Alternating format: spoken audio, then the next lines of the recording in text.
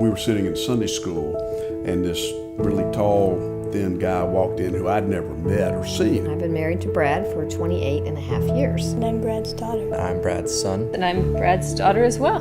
As we sort of engaged in these really deep religious, philosophical discussions, he kept coming up with this brilliant answers to every question. A personal friend of mine for probably about 14 or 15 years. I was a youth at Spring Valley Presbyterian Church when the Super Bowl of Caring first started. I started on staff with Super Bowl of Caring in fall of 2004. When we got stuck on something, people would immediately look over at him and say, well, Brad, what do you think about this? And I thought, well, who is this guy? Brad knew just enough about electricity and sound systems to get in trouble. He would be headed to upstairs there to work on the sound system. And I said, Brad, I think let's let somebody else do that. I can fix it. I said, you can't just ask this guy for $1 million. You don't even know him. And, wisely, Brad looks, he says, well, why not? Brad's one of those people that when you do meet him, whether you've known him 15 years or just a couple of weeks, you trust him and you just feel like you've kind of known Brad forever. He's very bright, he's very energetic, very charismatic, you name it, he's got the tools and he uses them, except for sound systems and things like that. On Super Bowl Sunday, many, many years ago, the Sunday morning of the game, when I was a pastor intern out at Spring Valley Presbyterian Church, I was to deliver what's called the pastoral prayer. The long prayer is what most people know it as. I always say I gave Brad a little prayer one time and he took it and ran with it, but that's not true. I didn't give him that prayer. That was his prayer. And one line of that came to me was, Lord, even as we enjoy the Super Bowl football game, help us be mindful of those who are without a bowl of soup to eat.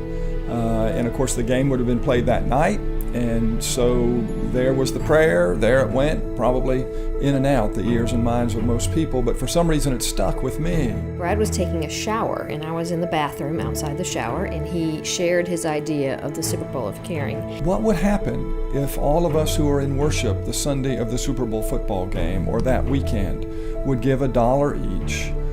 The young people collect it and give 100% to a Soup Kitchen or food bank. Every visionary, I think, is probably married to a reality-based person, and I said, oh, honey, just do your job. Luckily, he didn't listen to me, and he continued with his vision. And that was the genesis of the idea. I do think that I was more supportive of him in the months and years to follow than I was that original time. I shared the idea with the young people at youth group and said, guys, if you are interested and we can do this, or we can ask other churches to do it as well. We met weekly after school at the church. And so the young people and we all reached out and contacted people we knew. We would do different mailings and we would fold things.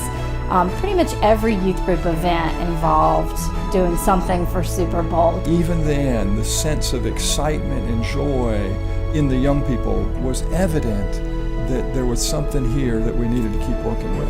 Our routine for Super Bowl, Sunday, we never went to a friend's house and ate chili and watched the game. I don't think I actually watched the game until college, maybe. We always went to the phone bank right after church. I remember being very, very young and sharpening pencils in the phone bank. And then it was a big promotion when we could actually pick up the slips and then deliver them. We had to be trusted before we could actually do that. I never got to the pink slip level. I just stuck with pencils. Blue Cross Blue Shield stepped in, and they were a phenomenal host and really became a partner in Super Bowl of Caring. They would set up a phone bank with 60 telephone lines as it grew and grew, and we would get over 1,000 phone calls an hour. We would tally the results at the front on a whiteboard. So it was really fun to answer the phone calls and talk to people from around. Their enthusiasm at joining in God's work in this way it was just food for my soul. It was awesome to watch that. We all knew it was going someplace, but I don't think we realized that it would still be going and so huge like it is today.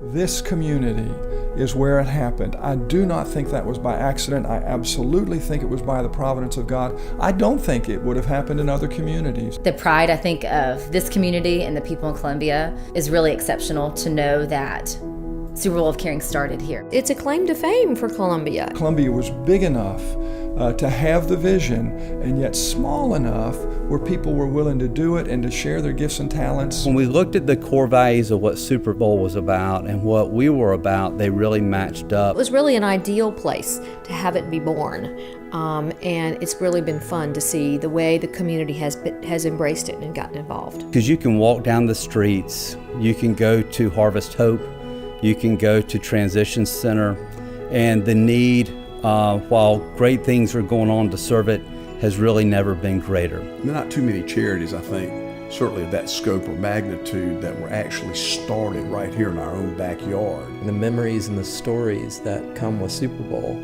are so entwined with Columbia that you can't piece them apart at this point. That spirit of the people of Columbia saying, absolutely, how can I share my gifts to help make this happen? It happened, and it happened here, and I'm grateful. Super Bowl of Caring is a mustard seed. It is a gift that was entrusted to us. It captures this weekend of great excitement for our nation. It's exciting to be able to rechannel that excitement, to rechannel that enthusiasm to others. The way the young people responded, the way it clicked with them, their hunger to make a difference in the world. Empowering young people to start today. You don't have to wait till you're an adult. It's more about just acting. I think it's so important to get kids involved, particularly at younger ages. You start building and encouraging a lifetime of giving. You get these kids, young people, and their parents real interested in something tangible with the church, so something they can do and see results. This is a way for young people and people of all ages to come together and recognize that there are needs that they can do something about. It's not just collecting money, collecting food, volunteering, but I think it's really about that collective energy and spirit of people coming together. It's something that still has enormous potential to transform Super Bowl weekend into the largest weekend of giving and of serving in the life of this country. It can still happen all these years later. I absolutely believe that. You kind of wonder, did he know back then what it would become? And I almost think that he must have. It has been exclusively his vision. And I think that speaks to not only him, but to the movement and the ultimate success that it's had. Often I was very amazed at how he was such a visionary. He could see, just like a good architect, I suppose, they can see the end of it at the beginning. When you have visions, you have to have the idealism to think, maybe that's the way it is, it's not the way it should be. Let's do something to change it. It's amazing what God can do through people. It's amazing what God did with Brad through a youth group. The spirit that he has in life made us excited about just about anything. He's not only a visionary, but he's a very brave man to have the courage to believe in his visions and his thoughts and his dreams, and then to ask others to get involved. And that is a gift. Anybody that's worked with him knows he doesn't really take no for an answer in a good way. Wasn't afraid to fail. He was able to take that risk and willing to take that risk because he knew that something greater could come about. Having a vision and acting on it, and that's what Dad has been really good at with Super Bowl. The fact that he just wants to go for it, I think is really inspiring, and absolutely what's made Super Bowl of Caring grow the way that it has and continue the way that it has. But he's my friend, and I'm proud to have been associated with him so long. Brad, congratulations. There's no person better deserving than you for this award, and I will continue to keep you, your ministry, and the Super Bowl in my prayers.